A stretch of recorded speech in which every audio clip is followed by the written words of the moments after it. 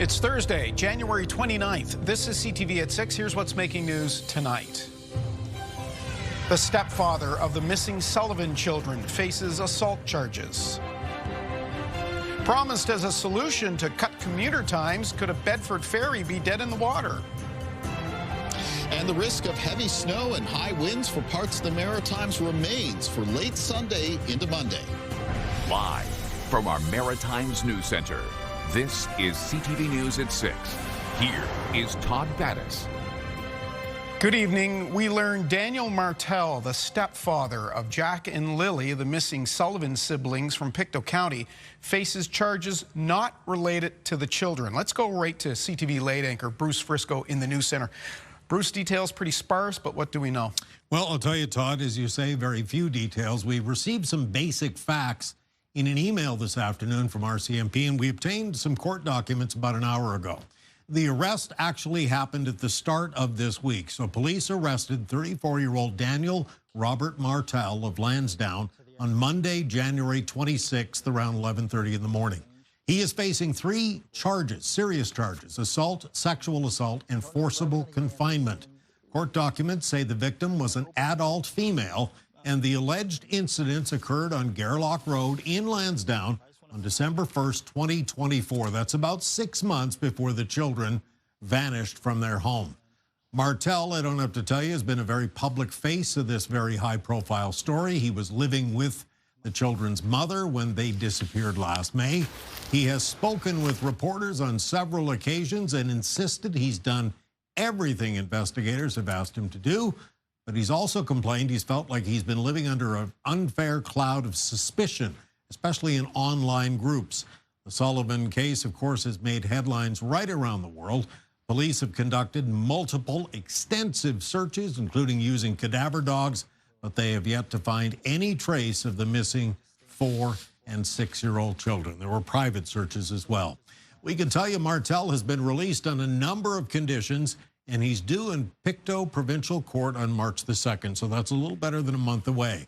We also need to stress that none of these allegations have yet been proven in court, Todd. Right, you are. Okay, thank you, Bruce. And Bruce will have any new information between now and 11:30 in our late update tonight. For sure. A recent survey listed Halifax as having Canada's 3rd worst gridlock after Toronto and Vancouver. Speaking at an event today, the mayor once again stressed the need for rapid transit. Experts warn if it doesn't come soon, the city, downtown in particular, will suffer. CTV's Jesse Thomas has more. Traffic congestion in Halifax is no longer just an inconvenience. It's becoming a threat to doing business downtown. Companies are fighting to get their employees back in the office for all the benefits of being in an office. And then you factor in the fact that now, commute that may have taken 20 minutes 3 years ago is now taking 50 minutes. Halifax Mayor Andy Fillmore told a room of commercial real estate owners, developers, and investors that congestion was at record levels and is no longer just an issue on the Halifax Peninsula. Same goes for downtown Dartmouth, but the same is also true of Hammonds Plains Road and Clayton Park and West Bedford and even the Eastern Shore. Mayor Fillmore argues the way out is a bus rapid transit system designed to be fast and comfortable and get more people out of cars.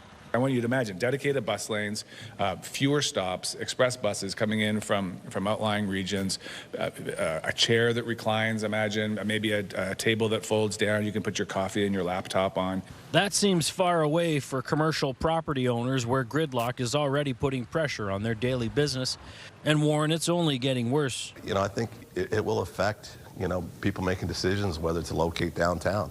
And Halifax Council is going through a cost-cutting budget review process right now, and all major projects are under scrutiny, like the multi-million-dollar redevelopment of the Halifax Forum behind me here, which the mayor wants to see turned into housing instead of a hockey facility. Still, Fillmore says they have to move on rapid transit now, and there's federal funding for it. I had the CEO and CFO of the Canada Infrastructure Bank in my office in the fall, talking about that exact thing, about how they can help us fund bus rapid transit. But for the business community, these gridlock solutions can't come fast enough. Jesse Thomas, CTV News, Halifax. Well, you may remember years ago, all 3 levels of government boasted Bedford ferries would eliminate much of that congestion. Plans have been underway. Electric ferry designs have been revealed. but a proposal at City Hall could stop it dead in its tracks. CTV's Jonathan McGuinness explains. A ferry route connecting Bedford to downtown has been delayed for years and is now under the microscope at City Hall. Councillor Catherine Morris put forward a motion Wednesday asking staff to look into the project. I'm asking for more information. I do want to see us invest more in transit. I'm just not sure this is the wisest investment we can make. In March of 2024, the fast ferry seemed to finally be making waves when all governments announced more than $258 million for 5 electric ferries, 2 terminals, and a maintenance facility. With costs rising, Councillor Morris is questioning the project's value. This is a $300 million project that would move 3,000 people a day from Bedford to downtown. Morris says the city's portion has grown from $38 million to $94 million. Still, that's just $9 million more than what's committed to bike lanes that don't serve commuters. Halifax Mayor Andy Fillmore says he's open to looking at a way to decrease costs. If switching to a proven technology like diesel-electric hybrid lowers the cost and allow us to buy multiple ferries instead of just 1 or 2, then that's a good thing that's good value. The way I see it, that ferry is a part of a larger public transit strategy for the city. Transportation professor Ashan Habib believes the harbor is ideal to move people and get vehicles off the roads. There is a potential to diversify and add more ferries to move people faster, quicker, not really relying on the road transportation only. Council did not vote on the motion. That's expected to happen at their next budget meeting on Friday. And Todd, as we know, this project has been in limbo for a number of years, and where I'm standing was actually identified as the location for the Bedford Ferry Terminal. Now, the councillor we heard from said part of the delay, Todd, is because the city has yet to secure all of the land needed to make this project move forward. And John, I understand this is going to be brought up at council again tomorrow? Yeah, that's right. They're going to actually be voting on Councillor Moore's motion to send this back to staff to provide more information to the council. Okay, so we'll wait with bated breath. John McGuinness on the water at Bedford Basin. Thank you. Now, later in the show, we'll discuss these issues with Patrick Sullivan, who's wrapping up his tenure at the Greater Halifax Chamber of Commerce. You can read about these past couple of stories on our website, ctvnewsatlantic.ca. Canada's premiers met with the Prime Minister today. Trade, of course, dominated discussions, in particular the need to cut those trade barriers between provinces, something the Prime Minister singled out one maritime province for. Here's CTV's Nick Moore. It was ambitious. Prime Minister Mark Carney said his meeting with Canada's premiers would focus on what the country can control in the trade war. Interim Prince Edward Island Premier Blois Thompson was chairing the second day of meetings in Ottawa. As someone new to this table, the amount of integrity and knowledge around this and leadership around this table is second to none. Prime Minister Carney gave special mention to Ontario Premier Doug Ford and Nova Scotia Premier Tim Houston for removing provincial red tape. A number of you have already made significant progress. Look to you, Doug, Tim, particularly, and others, significant progress in reducing interprovincial trade barriers. But we all know that more can be done. Good morning, everyone. Earlier in the day, New Brunswick Premier Susan Holt said she was looking to talk more about collaboration on energy. We were lucky to be able to support our neighbors in PEI and Nova Scotia through some cold times over the past week, but that has made clear the importance of interties and transmission infrastructure and collaboration agreements. This afternoon, Alberta Premier Danielle Smith said she was ruling out Kitimat, British Columbia as a port destination for any West Coast pipeline, but also said this about the East Coast. So a very interesting potential proposal for oil by rail that would go off the East Coast that we're looking at as well, and that would give us access to European markets. The meeting was also meant to update the trilateral Canada-US-Mexico agreement review, which will be ramping up throughout the year. Nick Moore, CTV News, Fredericton. Now, as you heard in Nick's report, New Brunswick's Premier Susan Holt was in the nation's capital for those meetings. She's supposed to deliver the State of the Province address in a couple of hours' time in Fredericton. CTV's Laura Brown is at the legislature. Laura, is she going to make it? That's right, Todd. I was just told moments ago that she will be here in time for her speech.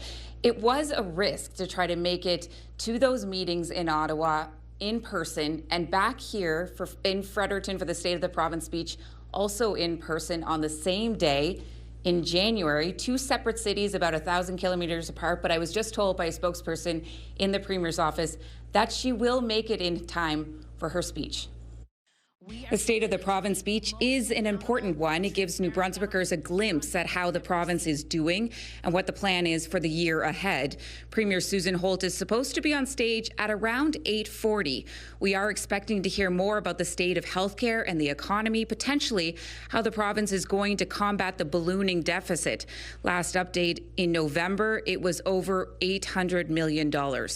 And how many more collaborative care clinics is our government planning to open this year? There remain many unknowns in 2026, mostly regarding the ongoing tariff situation with the United States. I suspect she'll mention that in tonight's speech, too. I'm told the beginning of her speech, though, Todd, is supposed to address just how she made it from Ottawa to here in Fredericton, next door at the Fredericton Convention Centre, on time. Todd. All right, Laura at the legislature, and Laura will have more at 11:30. There's a look at downtown Moncton right now. Currently a chilly -12 as we get our first look at the forecast. For that, of course, we bring in CTV meteorologist Kaylin Mitchell. Okay, we're starting to see the statements, so warnings will be close behind, no doubt. It was a nice but brief break from having weather alerts in effect for parts of the Maritimes, but they returned this afternoon for the province of Nova Scotia. No surprise, given what has been generally setting up for the very end of the weekend into the start of next week. So a special weather statement issued by Environment Canada call for the period of Sunday afternoon through Monday, calling for the snowfall potential in the range of around 15 to 30 centimeters for parts of the province, and wind gusts that could accompany it between 60 and 80 kilometers per hour. Additionally, they mentioned the statement that during high tide times, especially on Monday, there might be some higher than normal coastal water levels and some large crashing waves. Remember, this storm system is expected to be, in general, stronger than the previous two, so winds are going to be a bigger factor with it, and because of the stronger winds out over the ocean, the large crashing waves around parts of the coast. Here's the overview and the outlook into it. No major changes over the last couple of days. It's still looking at a trough of low pressure moving out of the southeastern United States to a position just off the coastline of the Carolinas, where they're going to be watching for some significant snow from this weather system because they're in the cold air. So as moisture wraps off the southeastern Atlantic back into the Carolinas, that could produce a heavy snowfall there. Then much of the eastern seaboard of the U.S. is kind of spared the heaviest of the snow. There's going to be wave and wind action around coastal areas. Cape Cod could get into some heavy snow as it makes its way up past Massachusetts, but it's at this point in time that it becomes a bigger concern for us in the Maritimes because the projected path is expected to take it towards Sable Island. It's kind of a benchmark point for the Maritimes to bring in a heavy snow and some stronger winds from this type of storm system for Nova Scotia in particular, though still a risk that parts of Prince Edward Island and parts of the south of New Brunswick could get into this inclement weather as well. There is a very low chance, not being indicated by very many forecast models, but a few of them out there do have it a little bit further towards the east, and that would reduce the overall impacts when it comes to the snow and the wind for us. But like I said, I'd consider that an outlier at this point in time. So Nova Scotia remains most likely to experience the heavy snow and the high wind. The moderate risks there for eastern parts of Prince Edward Island, I would say as well, the southeast of New Brunswick and around the Bay of Fundy coastline. Lower risk for western parts of Prince Edward Island. Basically no risk moving up to northern areas of New Brunswick. Differences between this weather system compared to the last couple that we had to contend with. The snow is neither going to be that powder nor that overly heavy wet snow, somewhere in between. The duration is shorter than the one that came in at the start of this week, but with higher snowfall rates, so the snow could really still add up. And then we talked about the wind, Todd, and there is the potential for stronger wind gusts with this weather system, especially for Nova Scotia, which could increase the risk of power outages. More on the forecast later on. Okay, thanks for that. Now, our recent bouts of snow and cold have put a lot of stress and attention on Nova Scotia's power grid. Today, we got a tour of a new facility the province's utility will lean on to store electricity and keep the grid stable. Our guide is CTV's Hafsa Arif. From above, it looks a bit like an industrial park dropped into the woods, with rows of steel containers sitting in snow. But inside these boxes is electricity, stored, managed, and ready to move when needed most. Being used every day. through our peak, as well as supporting grid reliability. These are Nova Scotia Power's first 2 grid-scale battery sites. It stores electricity generated during peak hours, often from wind, which the batteries then release during peak demand. It definitely helps manage costs as the batteries are able to charge off-peak when there's excess renewable energy available. Each site can deliver enough electricity to power 40,000 homes. And during recent cold snaps, Nova Scotia Power says it made a noticeable difference. 2 50-megawatt sites definitely adds a large amount of energy that can support the grid during those times. Basically charged, they're being managed at the control center. The price tag for these battery sites is $238 million.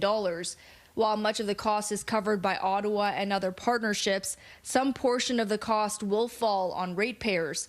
But that will be first approved by the Nova Scotia Energy Board. They're essentially supporting the energy transition to 80% renewables targeted for 2030. Each battery is expected to last about 20 years. A third site is under construction in White Rock near Wolfville, bringing the province's total grid-scale battery capacity to 150 megawatts. Hafsa Arif, CTV News, Halifax. Get the Maritime's top stories, breaking news alerts, and watch live. Download the CTV News app.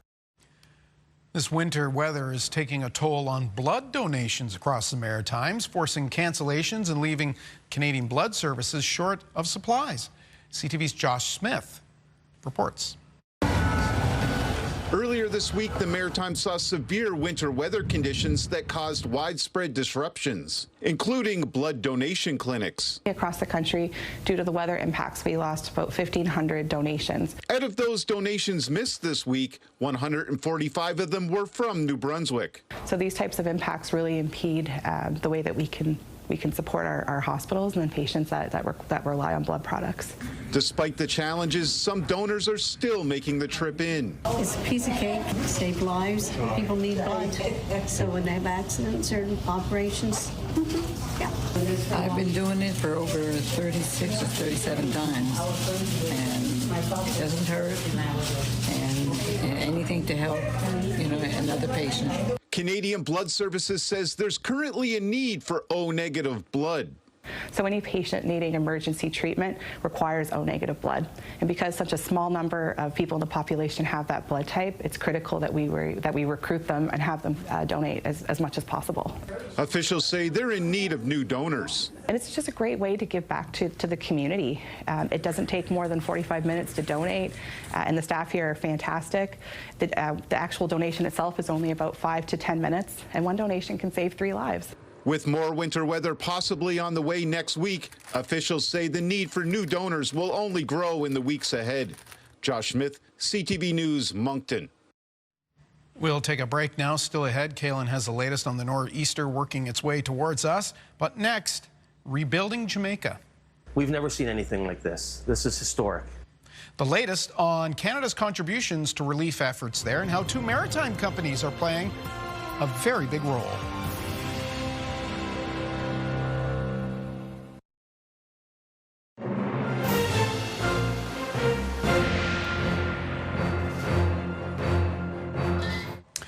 A pair of New Brunswick companies are key players helping Jamaica recover from Hurricane Melissa that hit last summer.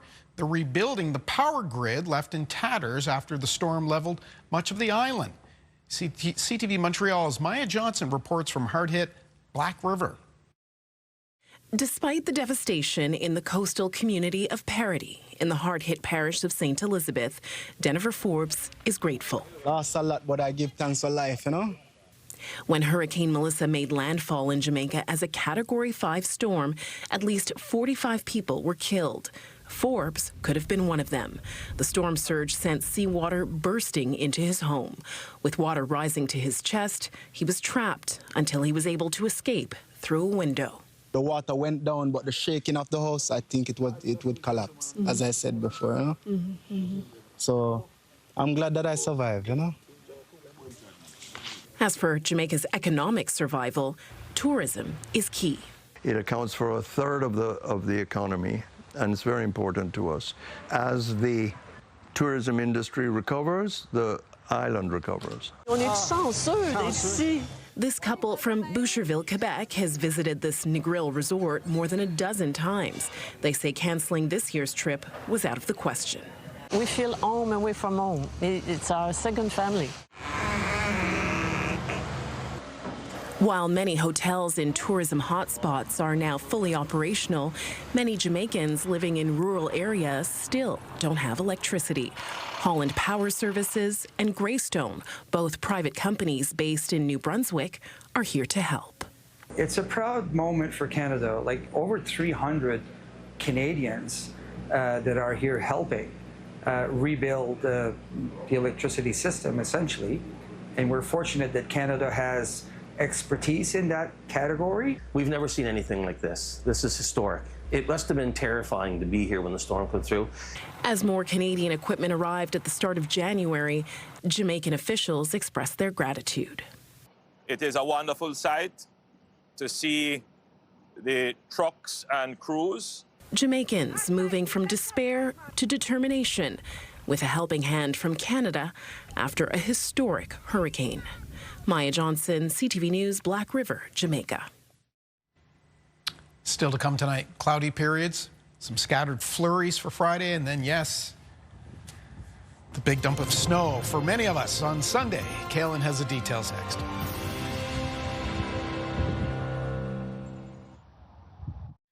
All right, Kaylin joins us now. There's lots to talk about, so we want to jump right into it, right? Yeah, that's right. I mean, so of course we know we do have that potential nor'easter on track for the end of this weekend and the start next week. So we'll get into the details of that.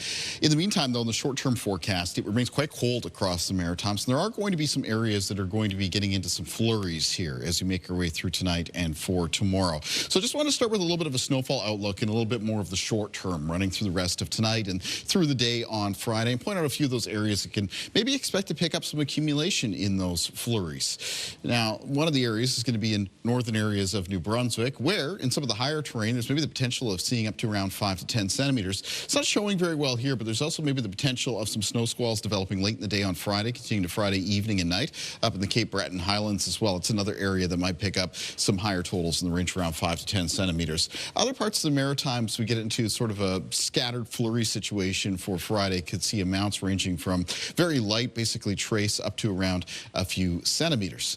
Now, the winds are going to remain out of the northwest. So that colder air is going to keep in place as we move through tonight and into Friday as well. In fact, tomorrow's winds very similar to the past couple of days, remaining mostly out of the northwest and a bit blustery at times, with some gusts between 20 and 50 kilometers per hour. Speaking of colder temperatures, low temperatures for tonight for the Maritimes will be mostly down in the minus teens. Coldest for the province of New Brunswick, minus 14 to minus 18 there, down to around minus 16 for Prince Edward Island, and a lot of the low temperatures for Nova Scotia tonight between minus 12 and minus 15, except minus 8 to minus 12 on parts of the coast. In the forecast for tomorrow, flurries in the north of New Brunswick, colder in the northwest there, highs of around minus 11. In the northeast, some of the high temperatures between minus 5 and minus 8. A little bit more of a wind off of the Gulf of St. Lawrence. And down through central and southern areas of New Brunswick for tomorrow, most of the high temperatures minus 7 to minus 10. And there, the flurries will be a little bit more scattered in their coverage. Flurries in the forecast tomorrow for Prince Edward Island, with high temperatures for most communities around minus 6, minus 7. In Cape Breton for tomorrow, it'll be flurries, and then late in the day, a risk of snow squalls developing up in the Cape Breton Highlands. High temperatures between minus 4 and minus 7 there. Scattered flurries around the north shore of Nova Scotia, and high temperatures between minus 6 and minus 8, closer to minus 6 on the Atlantic coastline. In northern and central parts of the province tomorrow, most of the high temperatures between minus 5 and minus 8. Fairly cloudy day, some peaks of sunshine. Not out of the question, but a little bit more cloud cover certainly than there was today, and some scattered flurries. And the Annapolis Valley tomorrow with high temperatures for around minus 8, minus 7 at Digby. Some flurries expected there, as well as for parts of the south shore of Nova Scotia, especially in and around the Tri-County region, Digby, Yarmouth, and Shelburne counties, where most high temperatures will be minus 5 to minus 7. All right, let's talk about that situation coming up at the end of the weekend. So there's still room to see some change with the outlook for this over the next 24, even 36 hours.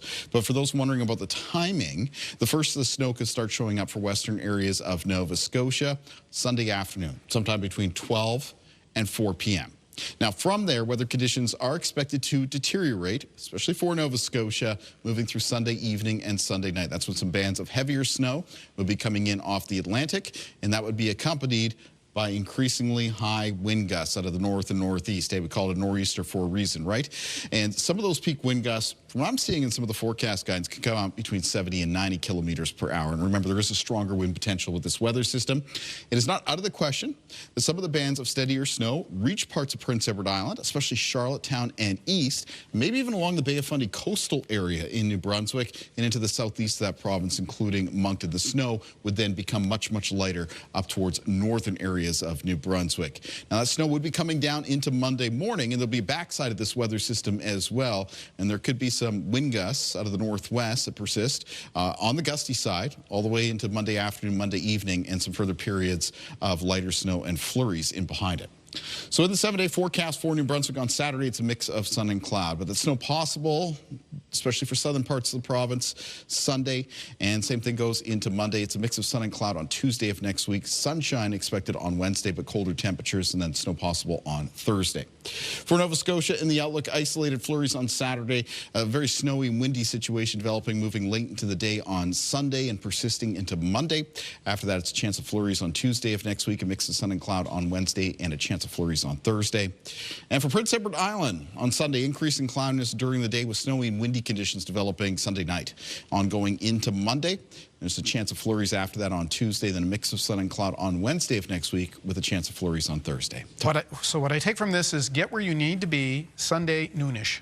That's right, and continue to keep on top of your forecast for that period of time. Again, Sunday afternoon, basically into Monday, around the Maritime region. Maybe start thinking about some preparations as well. Okay, thanks. We'll see you later. Next, we'll talk about the challenges and opportunities for business in Halifax, and we have this in entertainment. Hi, Katie Kelly here. Tonight on the scene, headed to Hollywood. We've got 2 Maritimers nominated for Oscars this year. I've got all the details for you coming up. More keywords kicking off tomorrow for Virgin Radio's $100,000 Destroy Your Debt. Join us for those at 7 a.m. And you'll have another chance at $100 to Irving's Bake Stock. Good luck.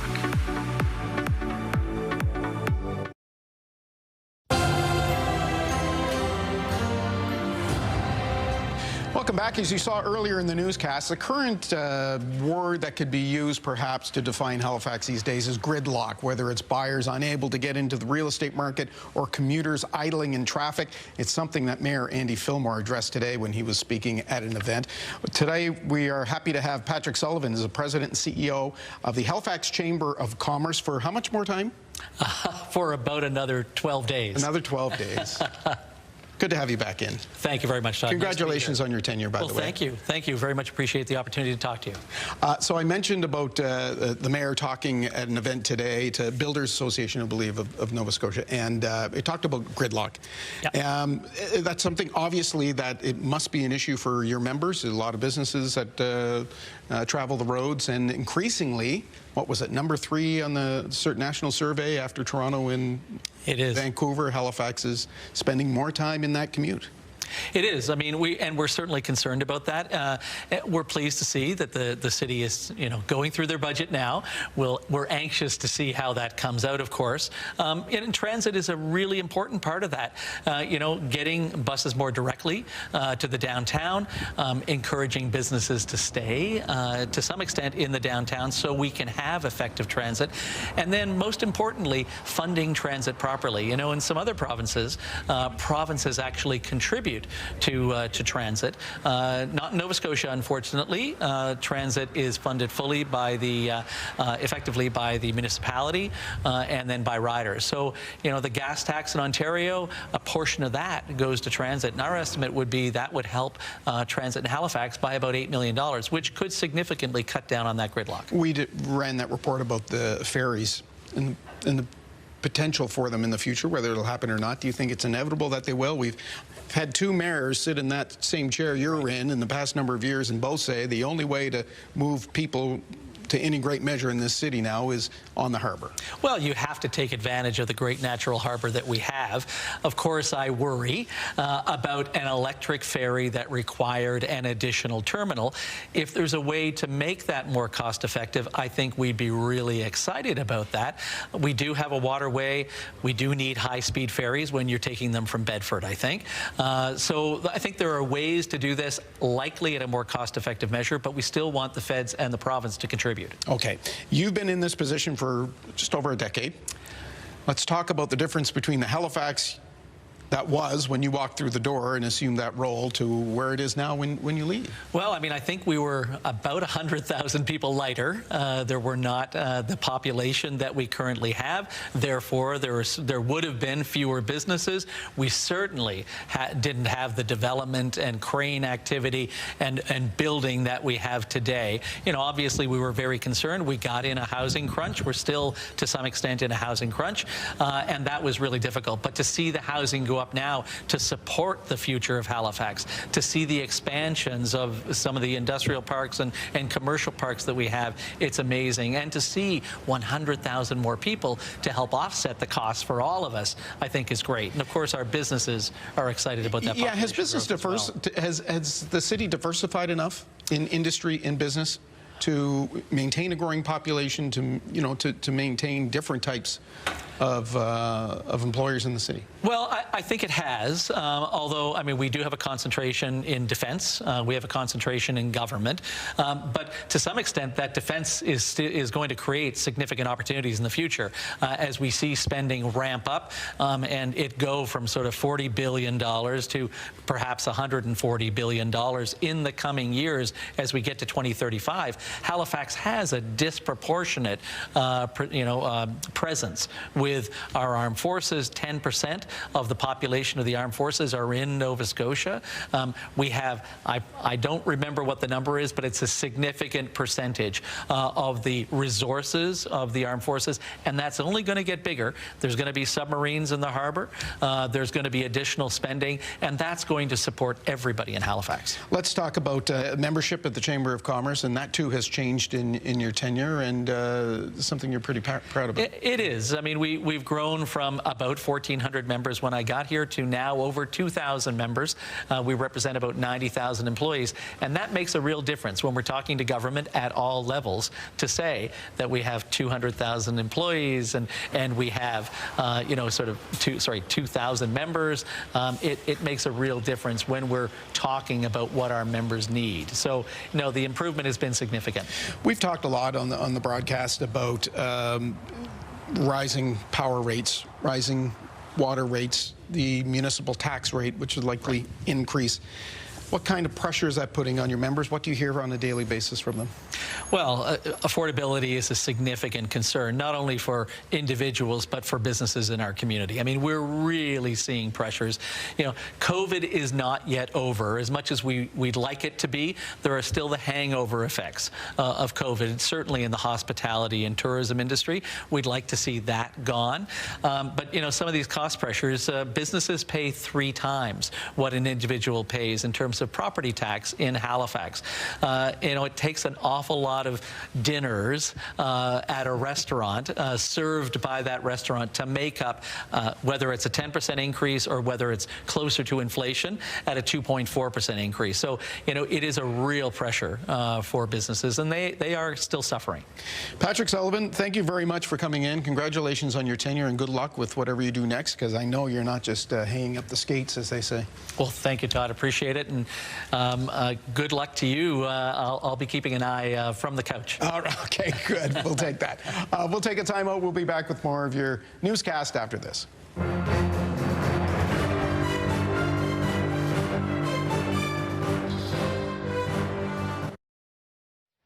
Welcome back. In Health Headlines tonight, we look at the study that links menopause to changes in the brain's gray matter. That's one of the stories from CTV's Amanda Devison tonight in The Lifeline. New research suggests menopause appears to be linked to a loss of gray matter in the brain. The study, published in the British medical journal Psychological Medicine, looked at 125,000 women, and doctors say the deterioration happened whether women were taking hormone replacement therapy drugs or not. The brain's gray matter controls everything from decision-making and emotions to speech and memory. It could explain why women are almost twice as likely to be diagnosed with dementia as men. Stateside, big changes could be on the way for how clinicians diagnose mental illness in the U.S. The American Psychiatric Association wants to reconceptualize the manual professionals use to make those diagnoses. It's called the Diagnostic and Statistical Manual of Mental Disorders.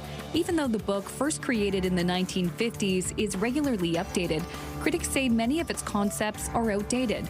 Moving forward, people living with mental disorders will join the hundreds of experts who help author the manual. Changes they hope to make include including a patient's life experience in making a diagnosis and more flexibility for specific conditions. The APA also wants to better incorporate biological factors. Finally, being a night owl can be bad for your health. That's according to a study showing night owls had poorer overall cardiovascular health than most people, plus a modestly higher risk of a first heart attack or stroke.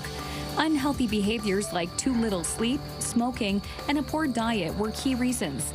The body's circadian rhythm, or internal clock, governs when people feel sleepy and awake. Researchers say night owls will have to work harder on healthy behaviors like getting enough sleep in a morning person's world, but the health advice is good for everyone. With Health and Medical News, I'm Amanda Debison for the Lifeline.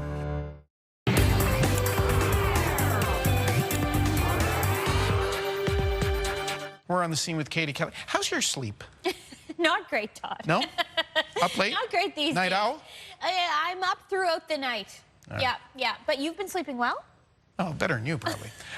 Okay, so I digress. One Oscar-nominated film, because we're in award season, is shining a spotlight on Canadian talent. Yeah, this is really cool. Frankenstein picked up multiple nominations, including 2 Maritimers who played a major role in bringing the Gothic epic to life. You, the great Victor Frankenstein. You made a mistake.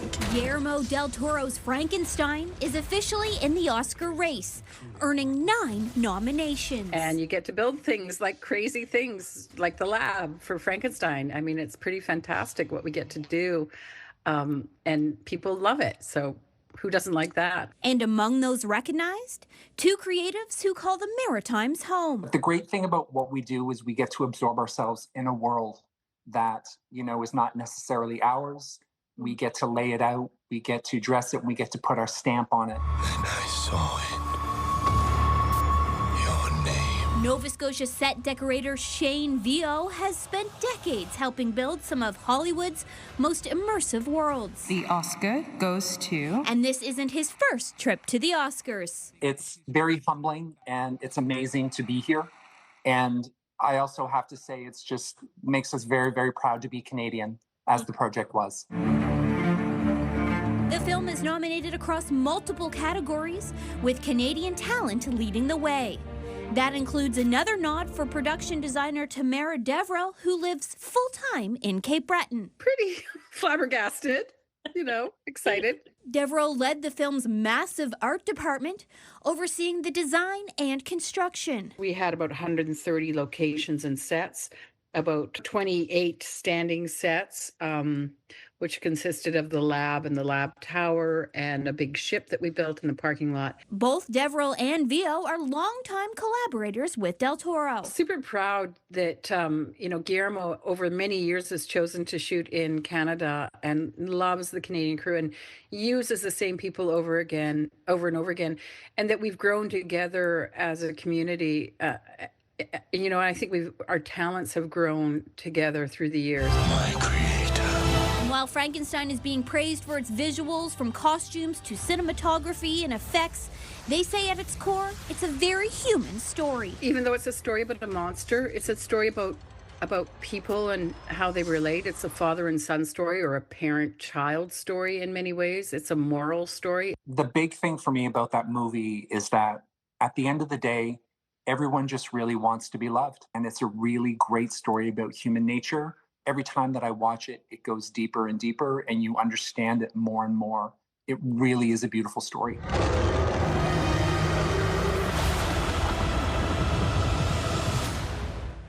Well, congratulations to them and good luck, cool. of course. Right? I've always said of the Maritimes, you never know who lives in that house. It's so right? true. Drive by, well, who lives in that house? You never know. It could be somebody who's got an Oscar. Yes. We have 2 Oscar nominees right here. Amazing. It's epic. And of course, Shane won an Oscar a few years ago. We've had him on the show several times. You've got something cute to share. Yes, I do, Todd. So we got a message from Leah, whose almost 2-year-old daughter, Molly, loves watching CTV Atlantic, and especially Todd Battis. The latest poll results. All right, Todd Battis standing by. Look at the headlines. Somebody who had a goalie in the household. It's one of the best days in your newscast. Okay, how cute. How cute. Well, I wish my children Molly was acted on the like TV. that. You know what, Todd? If nothing You else, love you Todd. have one fan. Oh, I'll take it. Yeah. I'll take it. She's on the TV, Look Molly. at that. She is so precious. So that... So that was Mom Leah. Thank you, Yes. Mom Leah. So you have to say hi to Molly. Oh, I have to say hi, Molly. Hi. Thank you for watching. Hi, Molly. Now, you won't be able to stay up for this, but maybe Mom will be interested in what's on CTV tonight.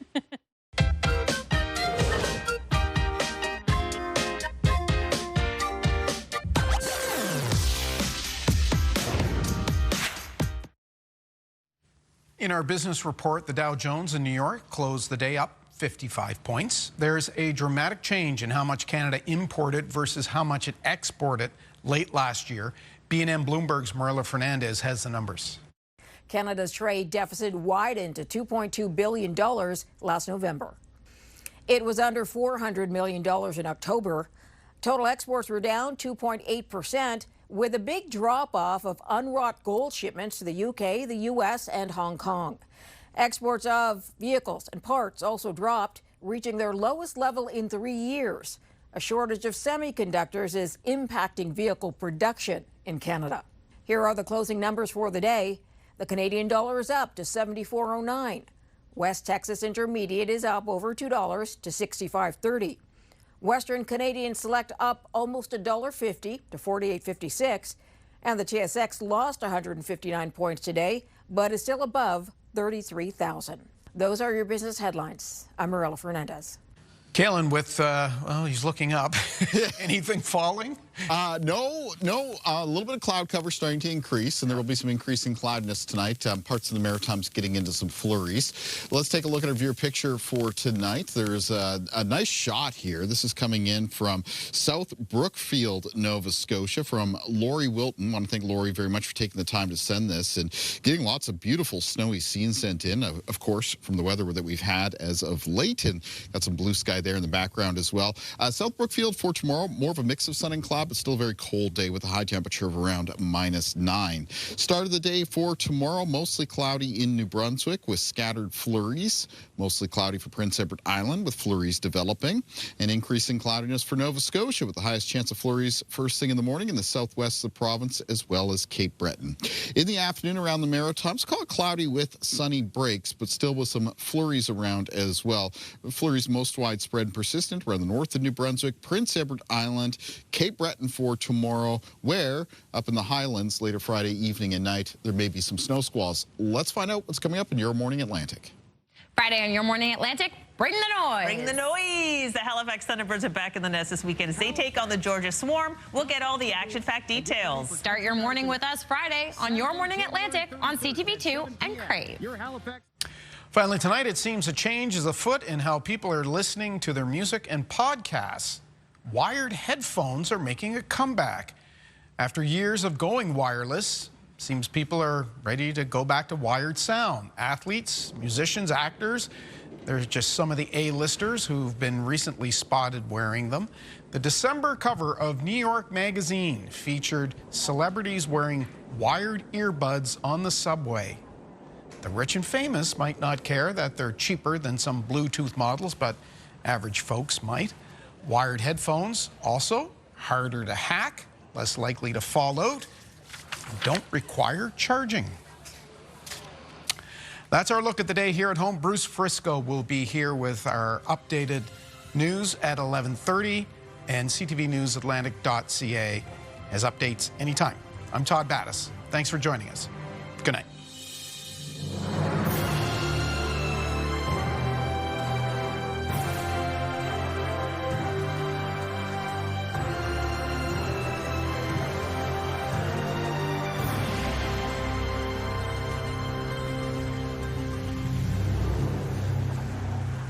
CTV News, the Maritime's #1 newscast. Watch live on Crave.